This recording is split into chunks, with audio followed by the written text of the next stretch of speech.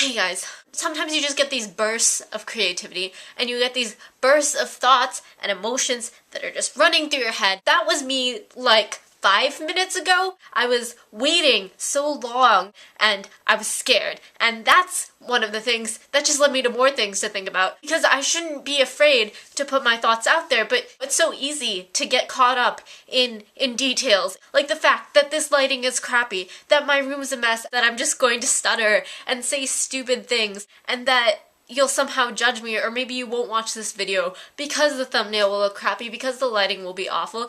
So I was talking to Ariel, and I was telling her all my concerns and all my fears, and about no one ever watching this. I just want to know that these thoughts that I'm putting out there are being heard, that people are thinking about them too. There's just so much stuff on my mind right now that I want to talk about. It's been driving me insane. I've been sitting here, and all these thoughts are just kind of colliding with one another in my head. I think I'm on an intellectual high right now, but I've been writing so much and I've been thinking so much about so much stuff, and I know I haven't even mentioned what I'm thinking about because I don't know where to begin.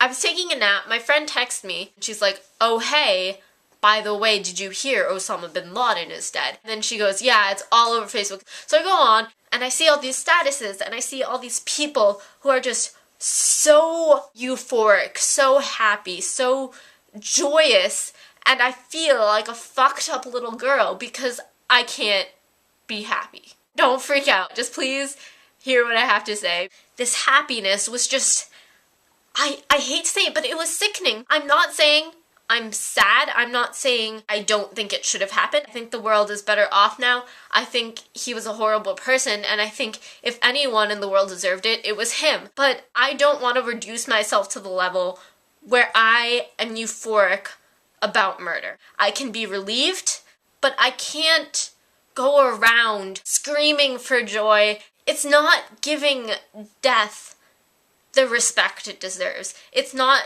giving the act of murder the respect it deserves. Because murder, no matter who it's of, is not anything to be taken lightly. I think it's one of those tragic necessities of life that in order to save the world from murderers, we have to become them. If I were the one that had to pull the trigger, I would not let him walk away, because that would make me feel worse, but I could not be undoubtedly happy about killing anyone. And if any of the people out there screaming, "Yay," can honestly tell me they could shoot a man and feel nothing at all, I honestly question something about that. I can understand it to some extent, and maybe it's just because I wasn't directly affected by the 9/11 attacks. I remember it happening, and yes, it was a horrible thing. I'm not trying to sympathize with terrorists. I don't. I just know that I don't want to reduce myself to the level where I'm taking pleasure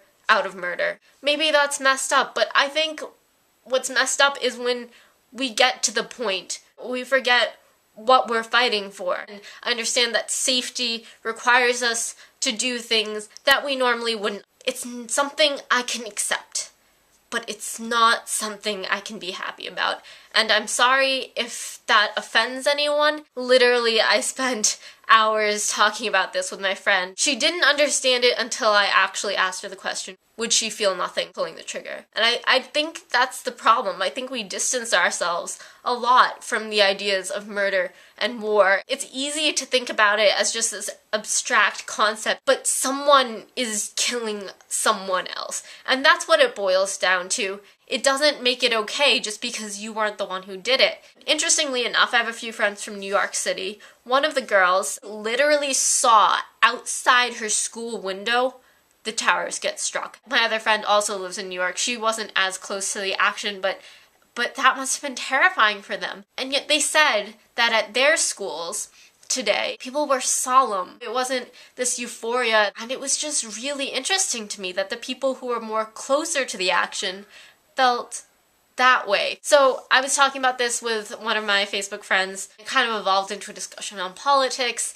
and morals. I used to love doing this. I would just love debating and discussing intellectual topics, and I haven't done it in so long. It started to get me thinking about how much I love thinking. It just frustrated me because AP exams are this week, and I couldn't get it out of the back of my head that, holy shit, I should be studying for AP Calc right now, or AP English, or AP Bio. And that just got me thinking about priorities and the education system and what really is intellectualism, what is purposeful, what will advance our society more. Will it be me thinking about these big world thoughts, big world ideas, or will it be me studying sonnets?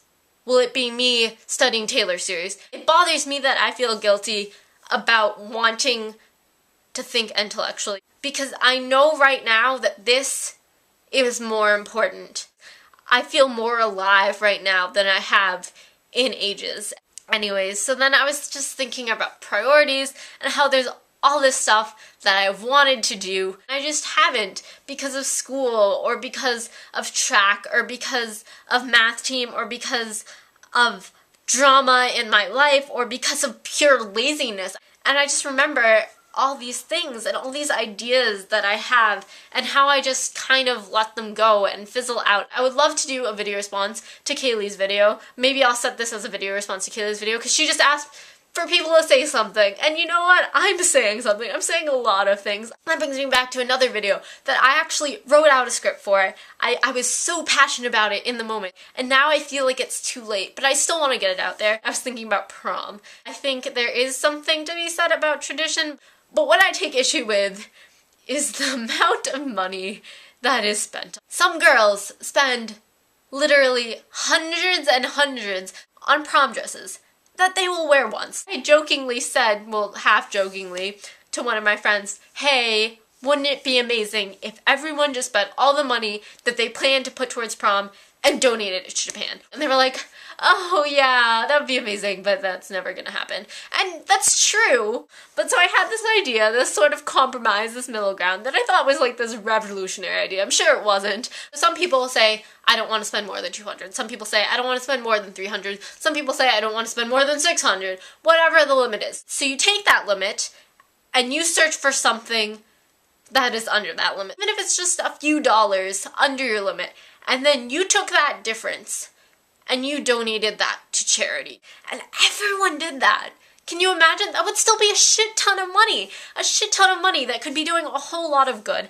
If you tell me that you're willing to spend that excess money on sequins and you're not willing to spend it to save someone's life or to save the environment or to do any number of good things, then that's sad. But either way, I thought this was a really nice solution. I didn't put it into action because I let the idea sit and simmer, and I was like, oh, well, I can make the video later. I didn't want to make it until I had donated the money myself because otherwise I'd feel like a filthy hypocrite, and I still haven't. There's so much going on in my mind right now, and then it just makes me think about how beautiful life can be. Our brains are so complex that I can even begin to think about these things. It's so wonderful to me, and it's so beautiful. I wish other people could see the beauty in it too. If I could just sit and think about things, I think I'd be content. Talk to me. I love talking, I love debating, I love discussing. I'm very stubborn, but I will always try to understand opposing points of view. If you ever want to talk to me about anything,